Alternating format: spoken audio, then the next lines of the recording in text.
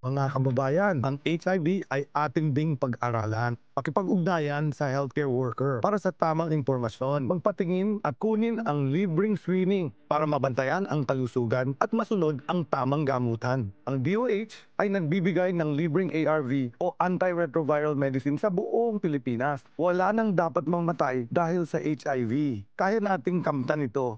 Isa po itong paalala mula sa DOH dahil bawat buhay mahalaga.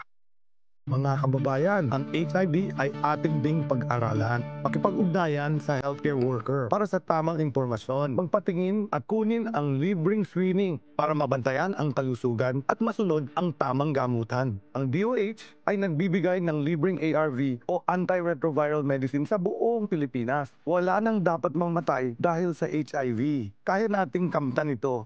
Isa po itong paalala mula sa DOH dahil bawat buhay mahalaga.